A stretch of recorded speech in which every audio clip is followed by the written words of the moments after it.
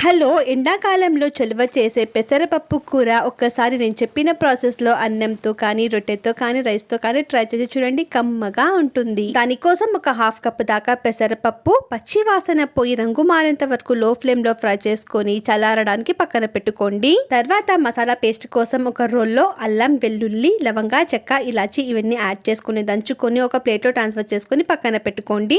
తర్వాత ప్యాన్లో ఒక 2.5 గ్లాసుల దాకా నీళ్లు, పసుపు యాడ్ చేసుకొని ఇవి బాగా మరుగుతున్నప్పుడు ఇందాక ఫ్రై చేసిన పెసరపప్పు, పొడుగా కట్ చేసుకున్న ఉల్లిపాయలు, గుప్పెడు మేథి ఆకులు యాడ్ చేసుకొని ఒక 3 నిమిషాలు కుక్ చేసుకున్న తర్వాత ఇందాక ప్రిపేర్ చేసిన మసాలా పేస్ట్, ఇక్కడ మీకు నీళ్లు తక్కువ అనిపిస్తే ఒక గ్లాస్ దాకా నీళ్లు యాడ్ చేసుకొని పెసరపప్పు, ఉల్లిపాయలు మగ్గేంత వరకు కుక్ చేసుకుందాము. ఇవి బాగా మగ్గిన తర్వాత ఇందులో ఉప్పు, ఒక 3.5 స్పూన్ల దాకా నూనె, రుచికి సరిపడా కారం యాడ్ చేసుకొని కలుపుకొని నూనె పైకి తేలేంత వరకు కుక్ చేసుకుందాము. ఇలా నూనె పైకి తేలితే మనకు కూర రెడీ అయిపోయినట్టు.